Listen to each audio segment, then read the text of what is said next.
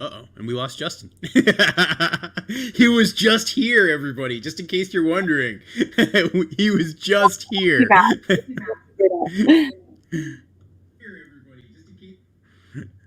Oh, where'd he go? He's working on. He's working on it. Well, welcome everybody. Thanks for coming in here tonight. This should be a lot of fun. The idea was like, hey, it's the middle of winter. Let's hang out and show off some videos and chat. And so now what we're going to be doing is just really the three of us are here to kind of take your questions and answer any things you have. Chat about some of the things that are going on at our respective places, and we'll get into it. But Jess, I guess to start things out, how are things going at your place these days? Oh, they're going really well. I'm getting some echo. Is that me? Hang on, Is that that might be me. Let me fix that. Keep going. okay? I spent my evening starting seeds, so that makes my heart super happy. This was fun doing the little premiere chain and chat. I really enjoyed this. It's really fun to do. Oh, Justin's back. Hello. It's really fun to work hard on a video and then get to share it with people in real time. That's really cool.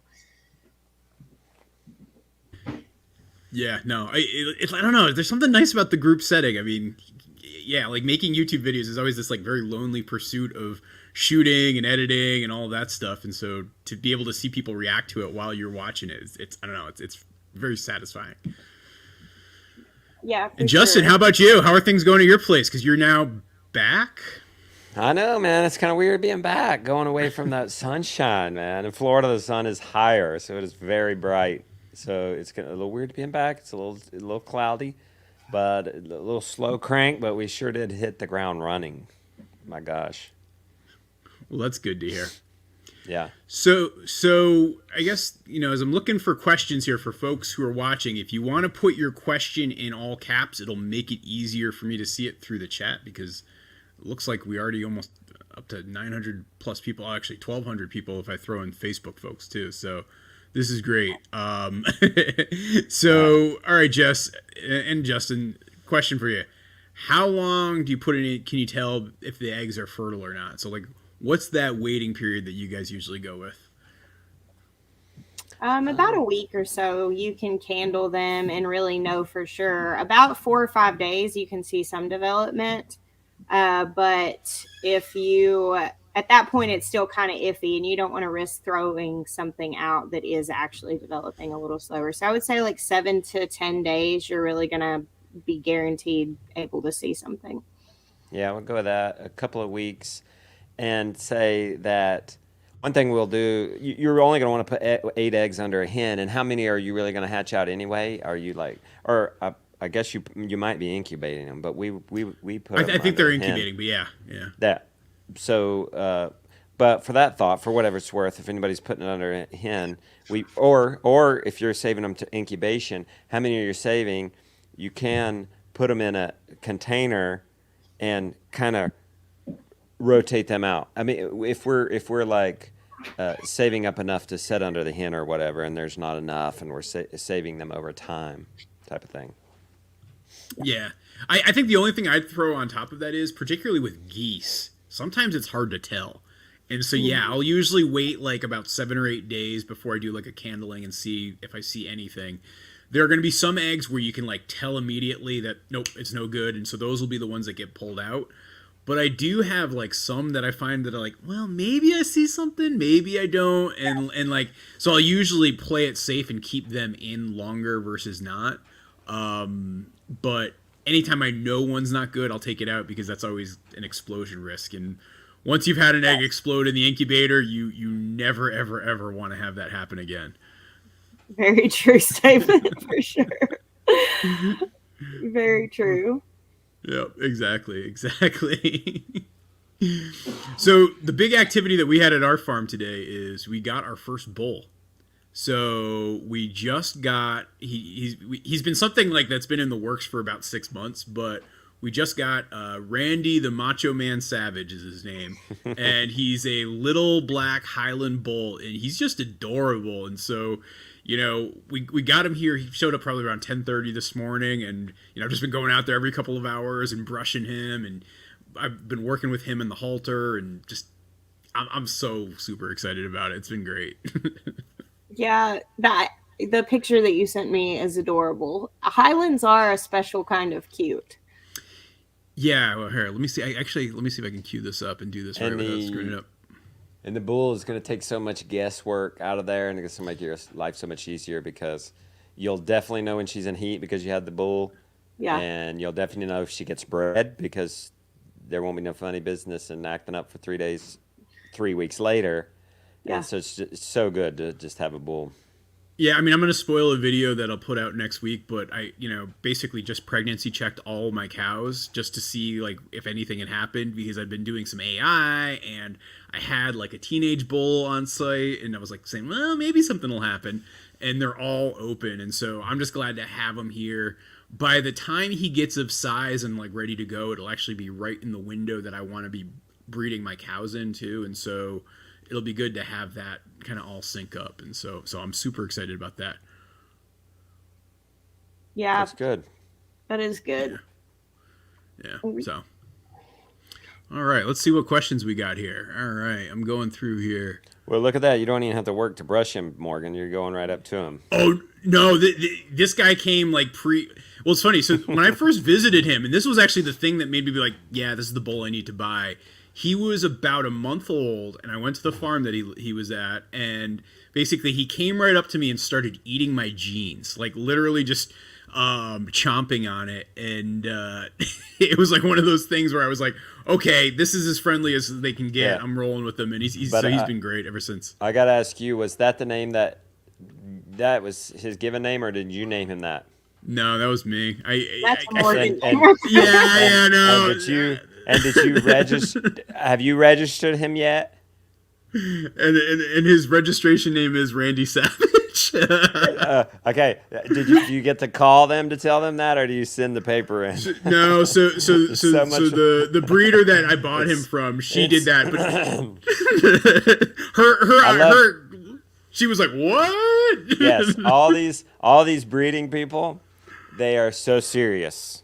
And it's so fun to give them a name. Like when I named Stud Muffin, and I had to tell this dead serious old timer, Stud Muffin. They don't even know what to do. He couldn't even laugh. He didn't get it. And then once I had a Saint Bernard dog, and we were big fans of Seinfeld, and we had nobody else but this female dog to name Seinfeld. And her full name was Jerry Seinfeld. and that was the back in the day when you didn't send it in paper and you called, and I got to tell them in person. That was a lot of fun. What was her name again? Jerry. J-E-R. I was afraid they were going to not give me the receipt. I was afraid they weren't going to give me the certificate. You're not taking this serious enough, young man. All right, guys. What chicken feed are you using these days? We order ours in. It's a non-GMO chicken pellet, layer pellet, and we order the whole farm's feed from a non-GMO supplier once a month. So yeah. And I use New Country Organic. And one thing that folks can use as a hack for there, we have it shipped to us. And oftentimes we'll have Cornish cross or layer birds, and everybody's in different stages. But we just feed everybody starter in the pen if we have little chicks. Because the chicks can eat starter, and so can the adults. It won't hurt them. There's extra protein in there. You just want to throw out some calcium for your layer birds if that happens. And then that enables you to order in bulk, perhaps, because there's usually a minimum on a kind of feed. Like you can't just get 2 bags of this or 6 bags of this. You got to get 10 bags of just the one thing or whatever. Or you want to get a tote, save even more, 1,000 pounds or 2,000 pounds. But if it's ground, you got to get rid of it within 3 months or it's lost all its nutrients. And over the winter, we were doing whole grains because we don't have any chicks, and we could really keep that indefinitely. Mm-hmm. And we couldn't get a tote of ground feed because it would last longer than 3 months. Yeah, you know, I think that actually sort of how to get it lasting long and how to think about storage is actually the biggest thing, because Yeah. I get most of my feed from actually this local feed mill. They've got actually places where they're growing probably about a quarter mile from me, so it's like it's about as local as I can possibly get. But I still buy it in bags, and I have all these bags I'm throwing out every month, and I'm seriously thinking about getting just a couple of feed silos, particularly because we're going to start adding things like pigs into the mix, and that's going to mean it's even more volume of stuff. And so to be in a place where I can just get a couple deliveries every other month or so, Yeah. like that to me feels like the next step. And so it's probably going to be one of those projects I work on this year. One step, talking in that way, is we're remodeling, and so it's forcing us to rethink everything. And right now, our barn is in our garage at the bottom of the house, which is great. That's permaculture zone 0. We're there. You might as well feed up, gather the feed, and then go out into the world, right? And barn as close to the house as you can. The We're thinking though, as we shift that, Rebecca wants to park the car in a garage for the first time in 22 years of our marriage. So I owe it to her. So, but why not, especially on a small scale, store feed in 50-gallon drums out where you're going to need it? So you'll probably see on the Hall Organic Homestead in the future, maybe because we're doing totes, why not haul the totes out to the pigs, the market pigs who are eating it all in the woods in like a mobile, everything must be mobile, right? So under a skidded shed. And if you're on a smaller scale, a barrel. So you have the feed come in and then you take it out to the places and then it's there. And like for right now, the chickens are in the high tunnel. Why don't I have the feed in a barrel in the high tunnel? I think that's a good point in terms of the amount of time I spend schlepping buckets from one place to another. It's like it's a reasonable expenditure of time. All right, guys, another question coming in here from Reagan. Favorite plants to grow in the garden? Jess, why don't you go first? Well, We're going to limit you to 2. okay. How long is this live stream going to be? Well, I love growing tomatoes. That's probably that's probably the top of the list for me as far as my favorite plants to grow. Now there are a lot of things I love in the garden as far as I love eating them, but as far as like the joy of actually the process of growing them, I think that probably right under tomatoes is probably flowers for me, actually. Just because they're so beautiful and they bring in pollinators and they bring so much life to an organic garden. An organic garden is just masterful in the amount of life and the butterflies and the bees and the hummingbirds and all of that. And so I love having flowers all over the garden. Now, of course, there are lots of things I love to have, but I love tomatoes because I think tomatoes convert a lot of people to believers as far as gardening goes because they're so different than what you can get in the store. A homegrown tomato is just kind of a different thing. But next, I would probably say flowers. Good. I like to grow sprawling squashes. One, because squashes are a fruit, and so so it's a easier, people think of them as vegetables, but if I am in an animal-based eating stage in my life, it's something I can eat. So I like to grow what I can eat. I enjoy the process of tending to something that I can eat and enjoy. And it sprawls, and you're planting it far apart, so it's super easy to plant, and it's super easy to weed, and it sprawls and soon covers any weeds. And I don't know, there's something beautiful about a big old patch of pumpkins or squash or zucchini. And around here, I'm in Western North Carolina, those things are also easy to grow. They'll say it's zucchini season, and I've seen pictures with guys in the shotgun. It's zucchini season. I mean, what are you going to do with this stuff that gets this big, right? You're going to go have fun and just blow some up. Well, actually, Justin, it's funny because I was going to say very similar pumpkins. In that, so we have this 100-foot by 20-foot high tunnel essentially that all of our ducks, geese, and chickens are living in right now.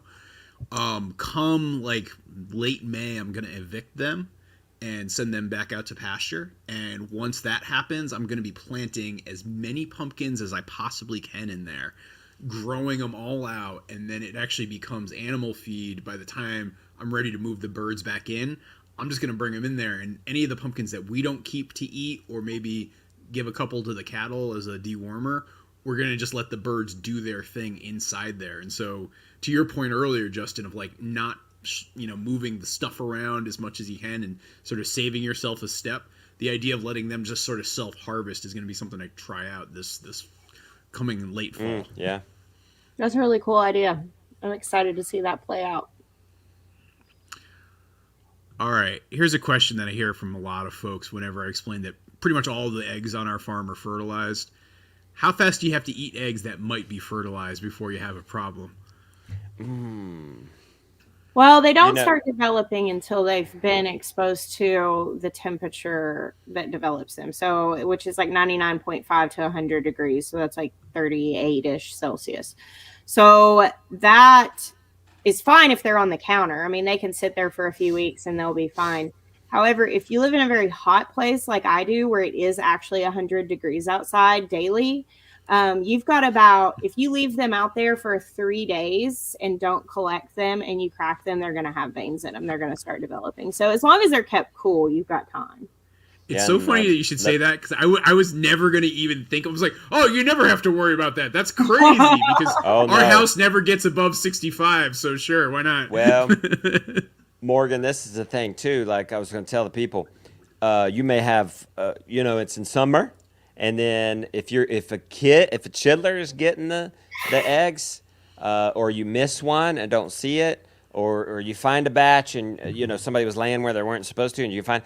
It can happen. And for the folks out there, if your spouse is borderline on this homestead thing, you might want to crack the eggs. Yes. Because if they crack an egg and there's a bird in there, they could be turned off for life. I mean, Rebecca has been near verge of quitting the eggs on the homestead. And she's Mrs. Apron wearing permaculture chicken ninja master. Yes, we've had it happen not too long ago.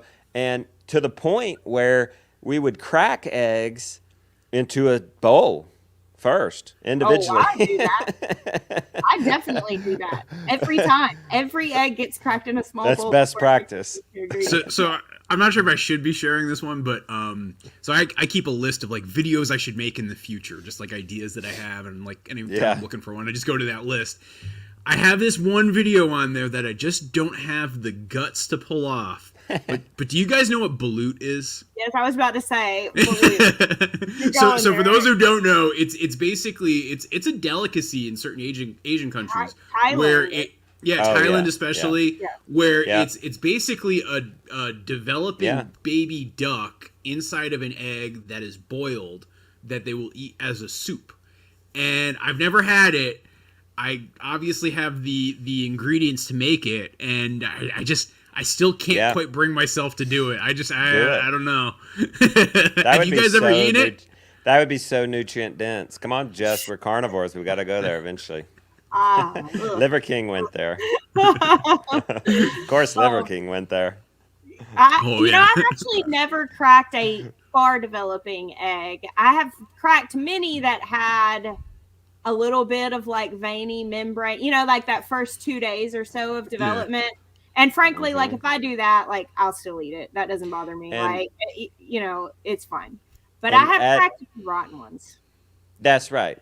We cracked rotten ones, but also we've cracked the beautiful one, bless her heart, has cracked not only an egg that was developed, but also rotten. Oh. So the chick had been dead for a long time.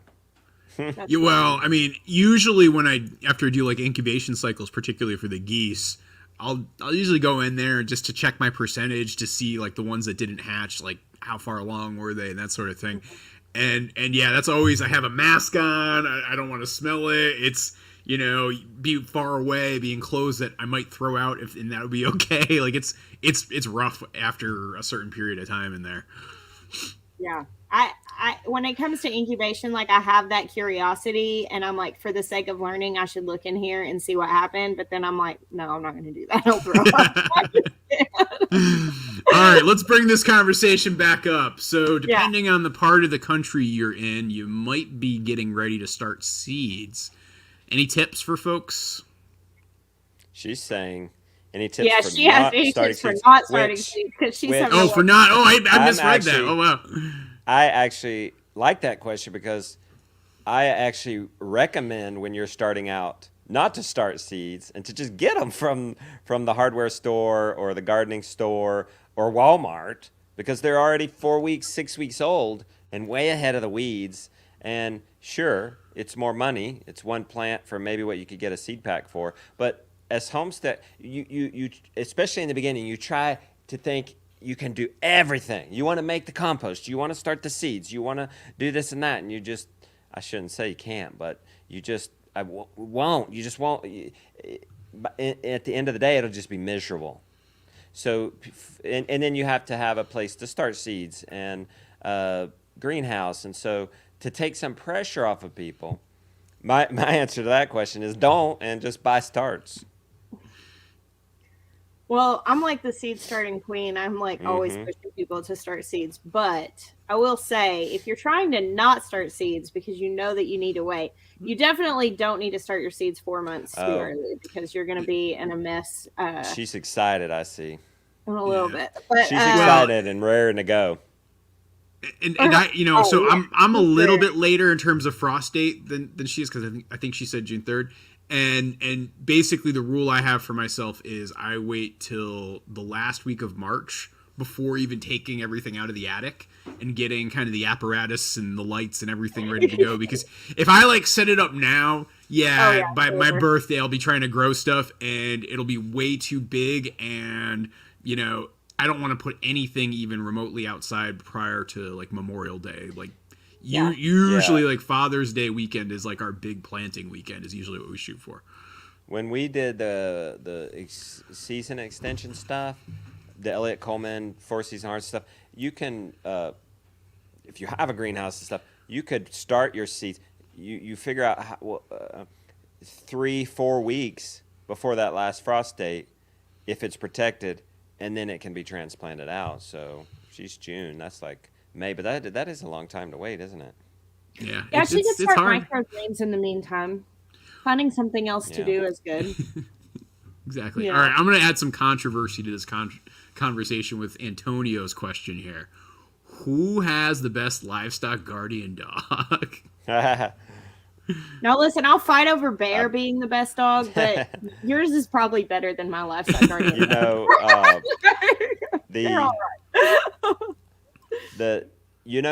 I have this theory about dogs, and 1 in 3 of them are good.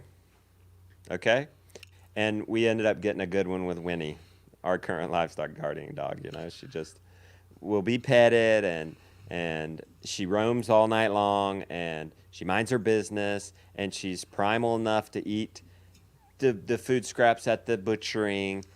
It's nice. She doesn't beg. She doesn't bark unnecessarily. It's nice. Yeah, I think you're right, Justin, in that it's like a little bit of nature and a little bit of nurture in that, like, and particularly, I feel like I learned this as I got my second dog. So with Toby, who was my first dog, it was like he was the easiest dog in the world to train. By 6 months old, I could just leave him with the birds and not have a care in the world. And it was just, it couldn't have been any easier. With Abby, my second dog, I made lots of videos on this topic, but like I really struggled. I had to like change my whole training methodology. We had a bird got killed, another bird got injured. Like it's like it was a struggle to get her to a place, and she's finally turned the corner now that she's almost a year and a half at this point, and she's like finally turning the corner. I can see it, but it was hard, and so for folks who are like thinking about getting livestock guardian dogs, to be ready for the fact that you might not have the perfect out of the box dog. That doesn't mean that it's a bad dog. It just means you're going to really need to think about how you work with that dog and get it to a good place, and just be very aware of that. That's the same experience we've had. Gabe was so easy And he was just like from the beginning, perfect personality, super easy. He's never like, I can leave the gate open. He's not going to go out of the fence. He is so good. And Raph is I don't want to call him the worst. He's not the worst. He's just more difficult to train. He's been more difficult to train. And he's starting to turn a corner because he is getting right after a year old. And I think he'll end up being a good dog, but he wasn't as easy as Gabriel was. Yeah, most definitely. All right, let's see. What other questions we got out here? I always feel like I'm ignoring you guys as I'm like scrolling. No, you're fine. All right, here. Whitaker's Heritage Homestead has any tips for small homesteading content creators? I know, Jess, I was just listening to a podcast you did on this topic the other day, actually. Justin, why don't you go first? I like to tell people. I feel like what I'm seeing now, or at least more, and I guess it's been a trend for a long time. Something I've observed is people feel like they have to fall into a certain style or whatnot. They feel like they watch my show and they want to vlog because my show is a vlog, but you don't have to vlog, and they feel like I show everything, but I don't show nearly everything. I mean, it's 20 minutes of 24 hours in a day. So you could show what you want. You could put as many shows up as you want. They can be of any style. You could do drama. You could do fiction and have nothing even to do with homesteading if you want. You could do history. You could do science. You could be educational. That's the cool thing about our entertainment as it is today and education, and where it is going in the future is it becoming more and more nichified and personalized, and it's becoming in everybody's hands. There was something amazing happened on the way home. Rebecca texted me about some news that she had heard. Some train blew up, and the people set off the gases, and it's causing these toxins, and some of our members are near there, and livestock are dying. It's terrible. And she's like, but the news isn't talking about this. Like, what do you mean the news? Like, the news has long been in the people's hands on the ground with their phones. It's like Morgan went straight to that guy in Nigeria. Yeah. And talked to him. That's the news. I picked up the news tonight. I mean, we have to. You get into homestead and because you've questioned something. So you question everything, even the way education and entertainment can be consumed or pushed out. And now you get to join the field, and no longer you're going to be a consumer of the internet. You're going to be a giver to the internet and give whatever your heart's desire and try different things. Because one thing I would say, you do. Me and Morgan talk about this quite a bit in our text. You get locked in. So if you do vlogs, that's going to be what works on your channel, and it's going to be hard to not do vlogs and to do something else and get the same amount of traction. And that might be discouraging to shift or scary to shift. So try different things and see what happens. See what you really like. Yeah, I think that's really great advice because, I think it's easy when you see the big channels doing vlogs or doing a particular type of education to not think outside the box. Like, I love Morgan's content because he's such a storyteller, and it is different than what a lot of people are doing. And I get really wrapped up in it. For me, obviously, I do a really raw style of content creation, and honestly, it's just because I still edit my videos, and I even hate admitting that because Justin, I know you've been. I'll get on to you. Y'all have been talking to me, but I mean, like, I'm so on the fly. Like the video that we just showed, I shot it this morning. I do most things on the fly, and I have kind of my way of doing things that works, but it's what works for me. And it might not be what works for somebody else. And it might not always be what works for me. I might change that. The thing I just want people to know is that, like, you are the only person who can bring your particular flavor to the world. You're the only person that can add that particular story and point of view to the world. And it doesn't have to be like somebody else's.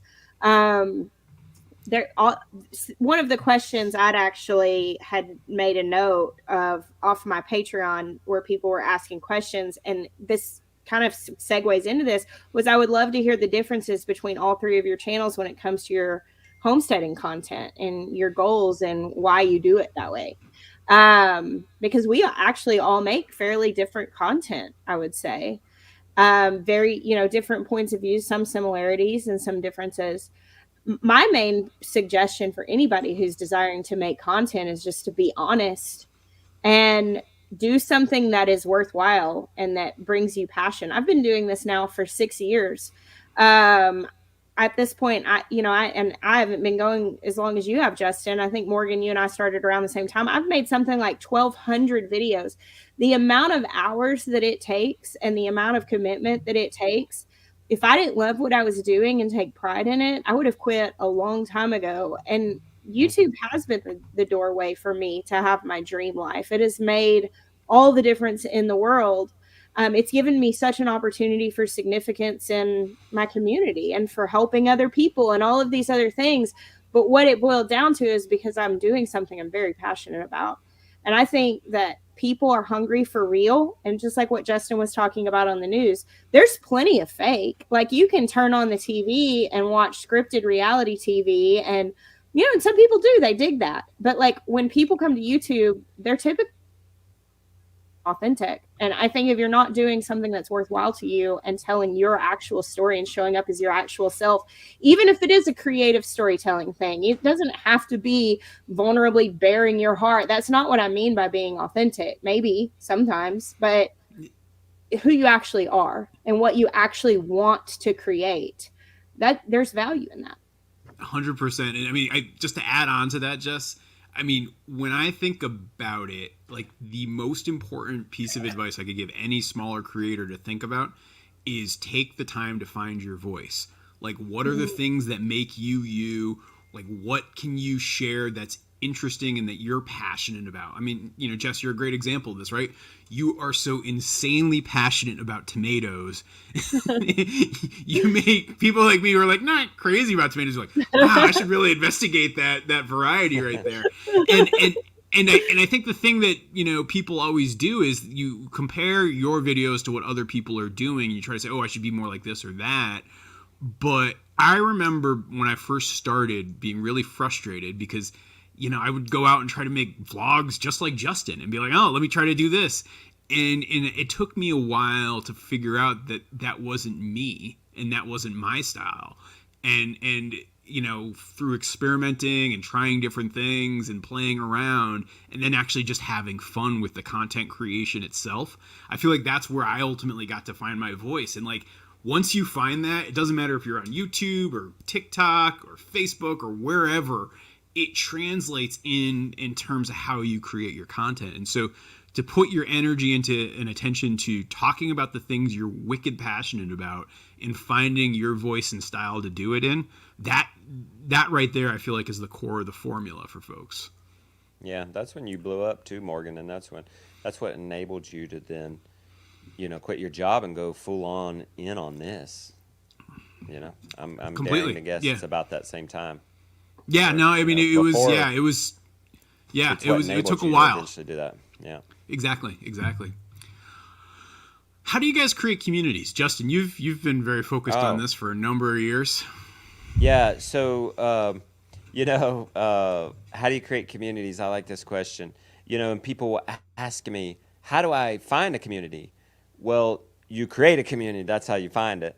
And it's related to the number one advice I give to people before, or that's related to what we were talking about before, is by creating content. Put yourself out there.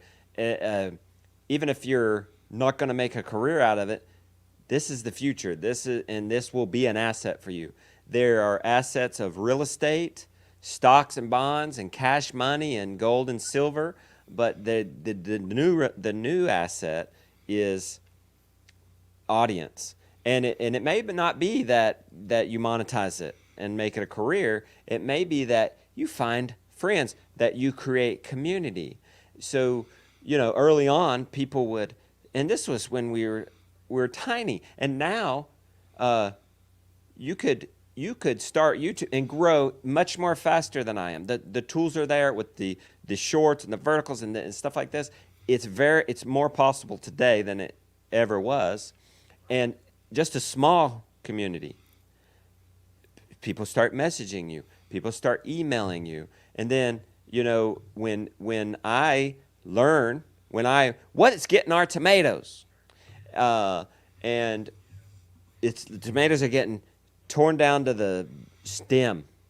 And actually, somebody in our comments says, "Oh, this lady at Jessica at Roots and Refuge has a video. Here's a link." And we went and watched it. And what, Jessica? Jessica left. There may have been 600 views on that video, 1,200 views. I don't know what it was. We watched that video and reached out. And then when Jessica, reaches out to me, I know who that is. Why is it that these YouTube homesteaders hang out? It's because, we have a lot in common, but we also know who each other are. And so it's a quick bridge and an introduction to a stranger. But I've early on, and even still now, people will email, and there'll be a sense or a special connection or whatever. And especially early on, I remember I met Casey Ostwich and Mike, the Fit Farmer, both this way, and just emailing back and forth in a message, and hey, we're coming through. Can we come by? Yes, let's come. And we take these people on walks, or they come on chores with us, or whatever, and then we end up having friends. Yeah, no, Yeah. I think So- Go ahead. Go for it, Jess. Yeah, I mean, I think that when you're already in a lifestyle like this, where you have this common ground and obviously a common interest, that helps in creating relationship. But it's that intentionality of saying yes, like Justin's saying. I mean, like making the choice to make connection. And I think we have to overcome the fact that our whole world is very quickly becoming so isolated. Like, I mean, just the internet can be very isolating, just because you can have so many of your needs met without having to overcome the discomfort of actual connection. And I have some good friends, David and Amanda Palladini. They moved to East Tennessee from California, and they started homesteading, and moved and bought a bunch of land, 30-something acres. And anyway, they ended up meeting several other local homesteading families, several through a church, but then through Facebook groups and stuff.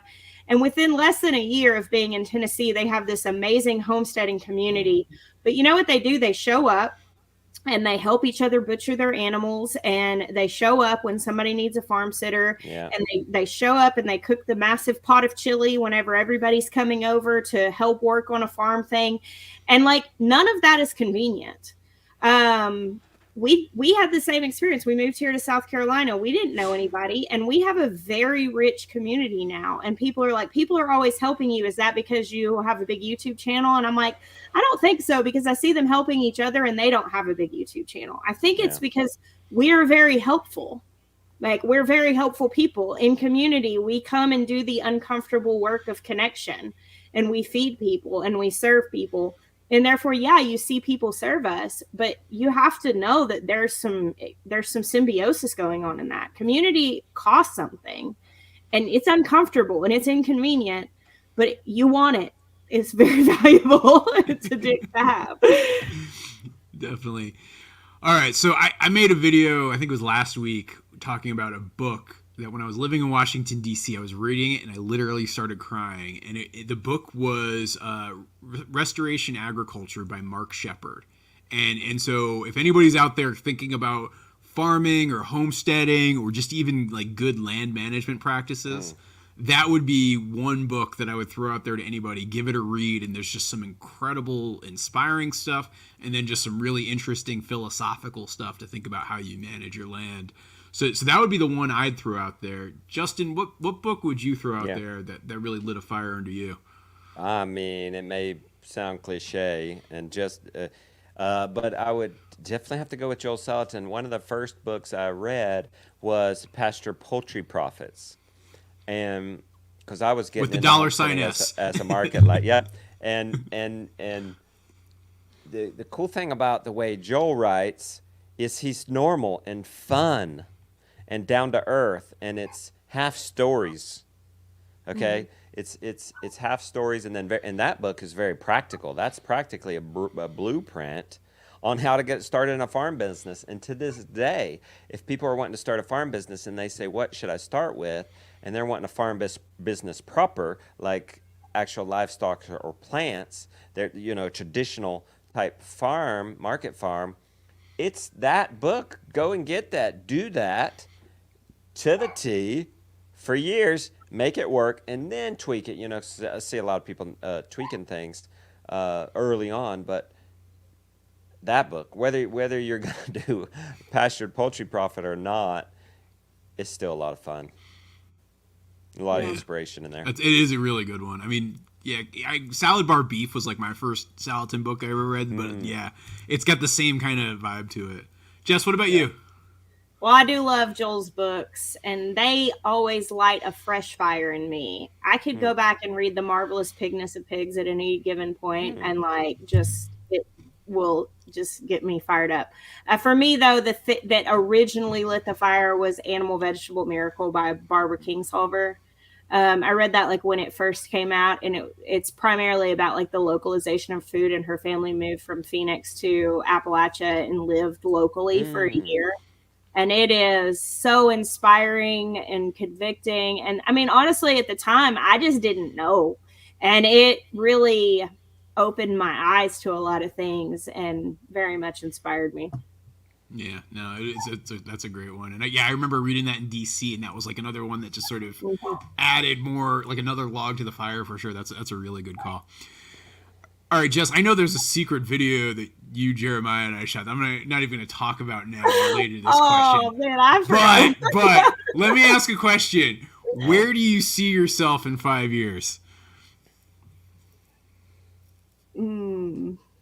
Justin, you want to go first on that? Oh my, man, I'm so bad at looking that far ahead. Except I'm looking, but I'm still thinking about my grandchildren. So it's like I skip that 5 years and go straight to like what I'm doing today on the land is making the better place, and I'm already thinking about my grandchildren.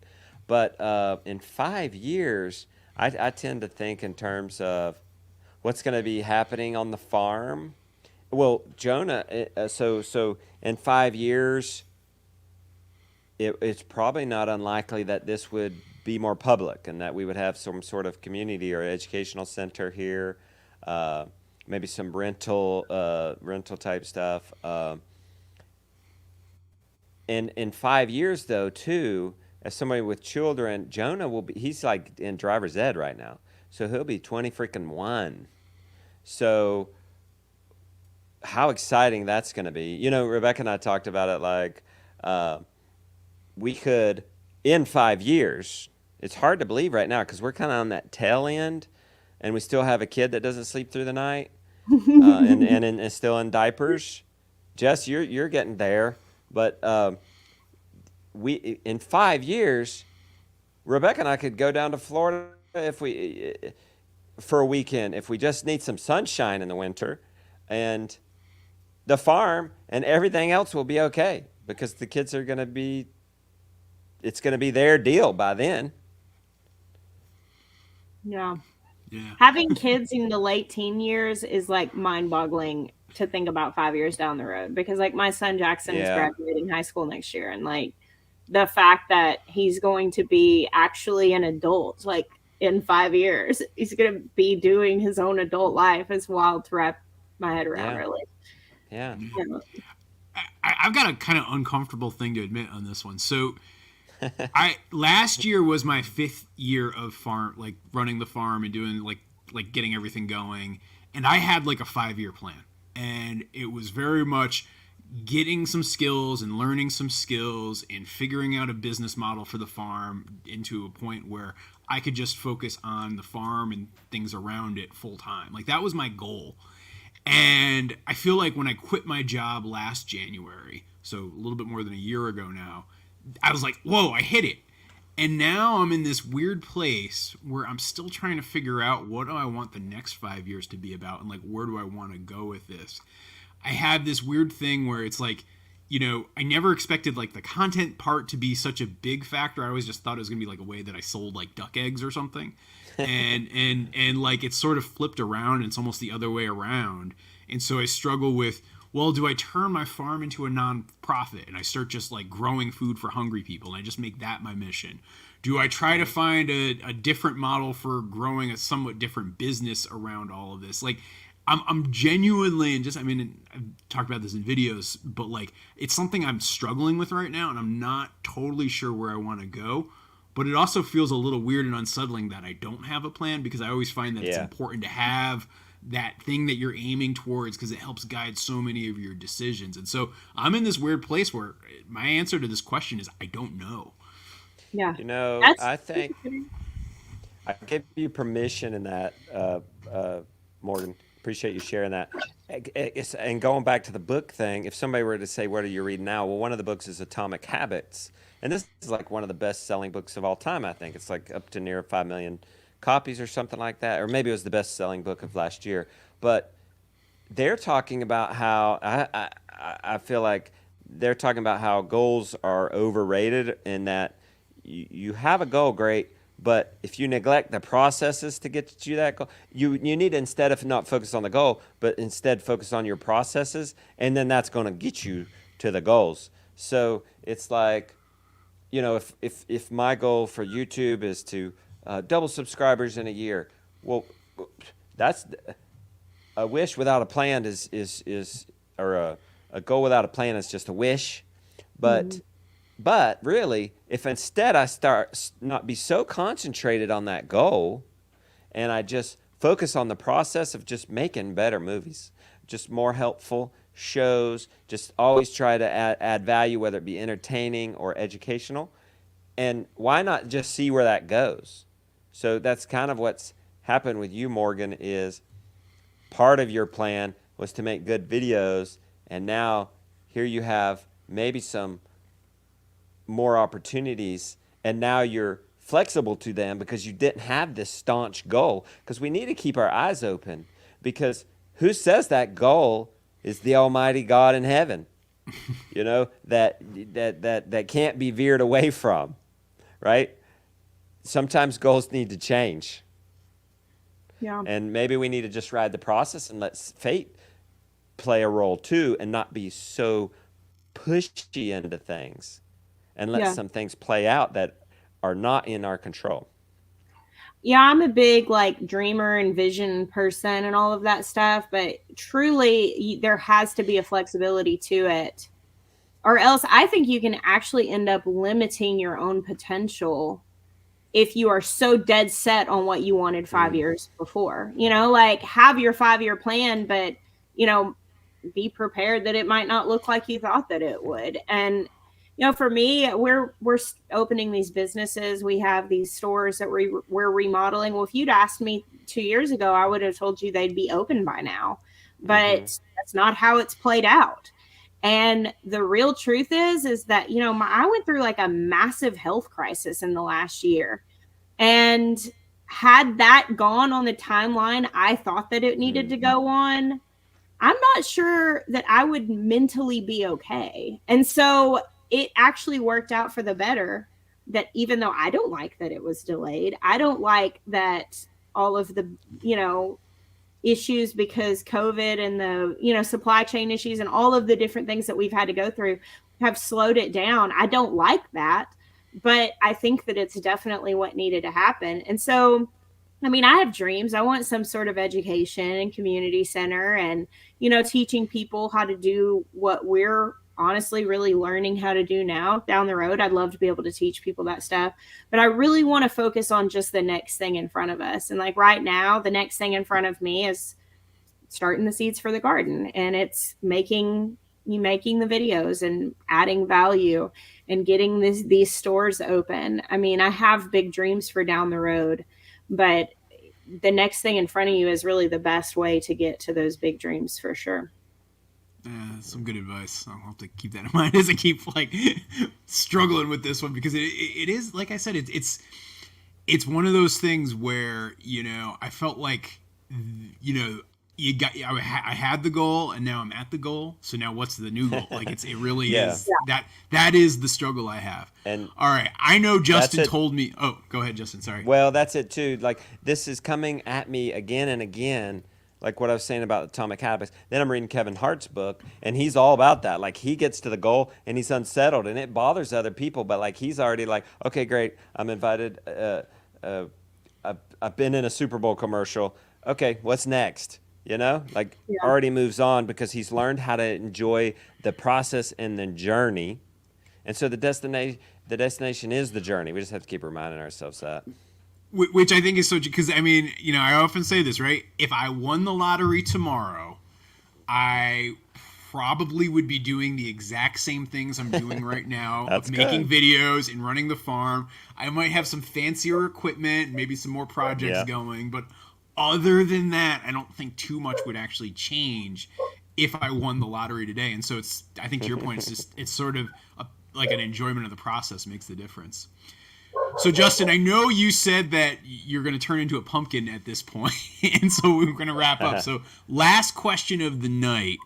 What is the best tip you learned from each other? So this came in from Caroline. I don't know who wants to try to tackle it first. Oh, you're going to have to give me a minute to think about I can answer this. So, 2020-ish, early 2020, I think, is whenever I was out in North Carolina, back when I was still living in Arkansas and had flown out there, and was doing chores with Justin one morning, and he's talking to me, and he said, "You're just going to have to learn how to delegate things." And at the time, I was doing everything. And it's funny because, like, I joked earlier about still doing my own editing, and I still do my own editing because I kind of like doing it. But what he was talking about is you have to delegate the things that that someone else can do better, that can free you up to do the things that you like to do.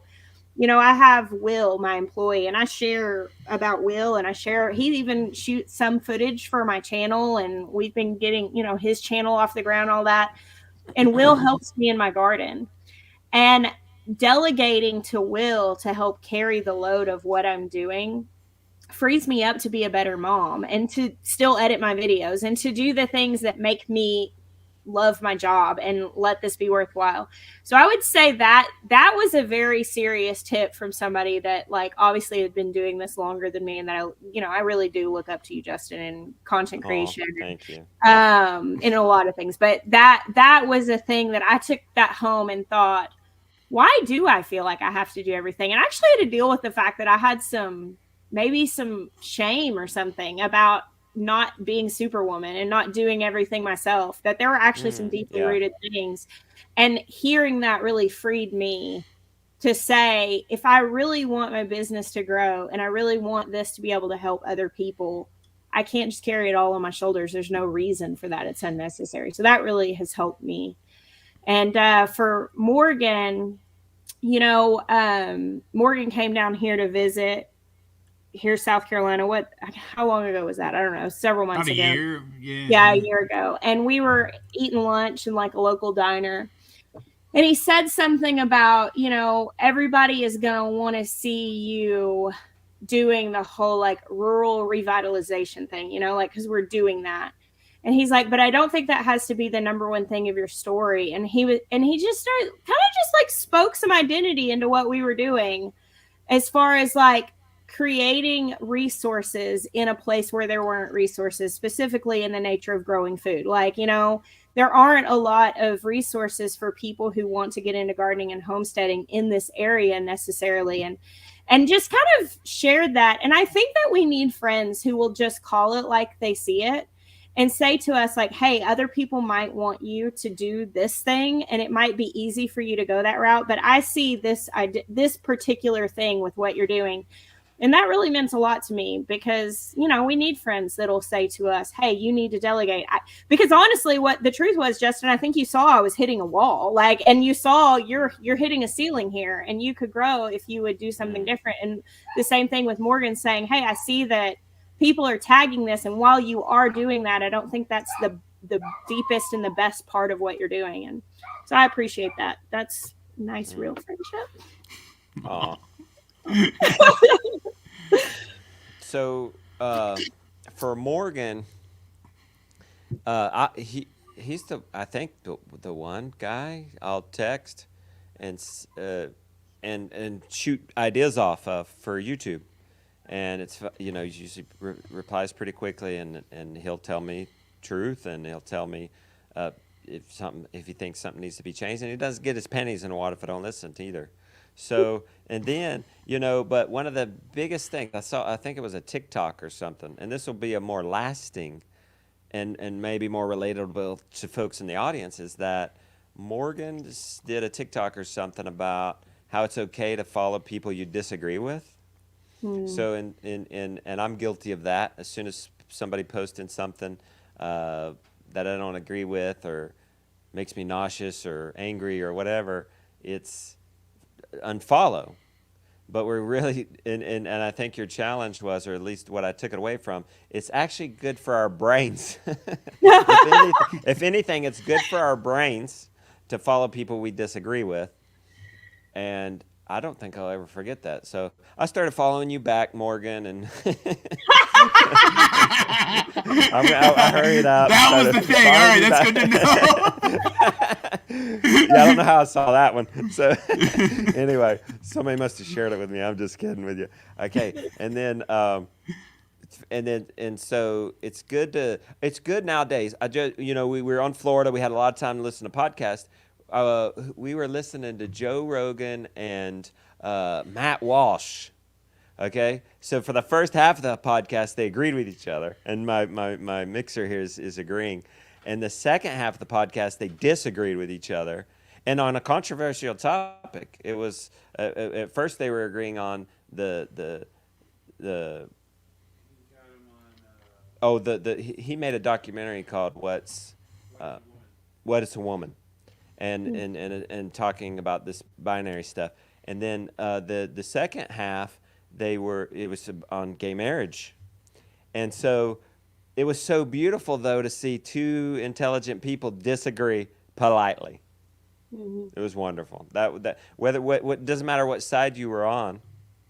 It was neat in this time, especially, that you see two people disagree with each other in a peaceful way.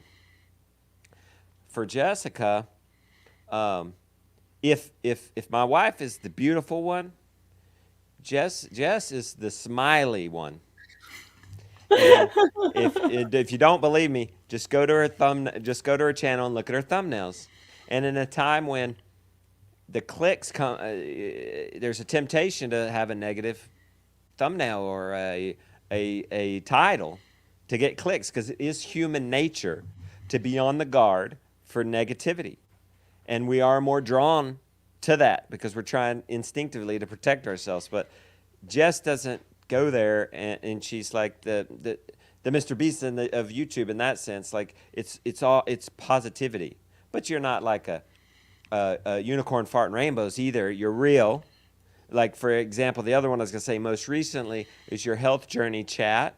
That was so encouraging to me. You just put down the camera and you just chatted, and you kept it real in saying, yes, it's hard. Because I'll get so discouraged by following carnivores or health gurus that like never admit they want to cram their face full of some chocolate and peanut butter every once in a while. Like that is so discouraging. When they post on Thanksgiving their steak that they ate, and you didn't pig out on at least a turkey, that is just discouraging. I'm unfollowing you. But wait, never mind. I got to keep following you because Morgan said it's going to open my mind. So that's just you are, and you keep it real, and you're the smiley one because that's really who you are. I can find you at a party, and that's his favorite saying. I can find you at a party because you just have to listen for the laughter. Because you laugh you laugh so nice and clear and loud. Well, I'll say this. I think for Justin, I think the biggest lesson, and this was right out of the gate, was I remember looking at the Kickstarter video for permaculture chickens and being like, wow, this is so cool. This guy's a filmmaker, but he also does farming. And like he's kind of fused these two things together. And I think kind of that always planted a seed for me and motivated and inspired me in such a huge, huge way as I think about kind of when I was thinking about the original business model for the farm all the way up to today. Yeah, you can be a farmer and a filmmaker and really try to fuse those two things together. And that was not even a possibility that was like remotely in my brain until... yeah, I saw that Permaculture Chickens Kickstarter promo video. I mean, because I don't even think were you even on YouTube at that point? No, no. Yeah, like I mean, because that was where I remember first seeing you. I was in DC. It's funny at the time, you called me a filmmaker, but I hired that one out. I totally didn't know how to do a camera or make that kind of video.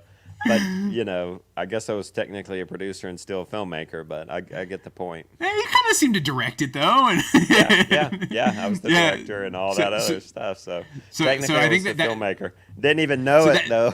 Right. I mean, like I said, that was innovation so amateur, right there. I didn't even know I was a filmmaker. And then I think for Jess, this is actually a conversation I remember you and I having. It was like...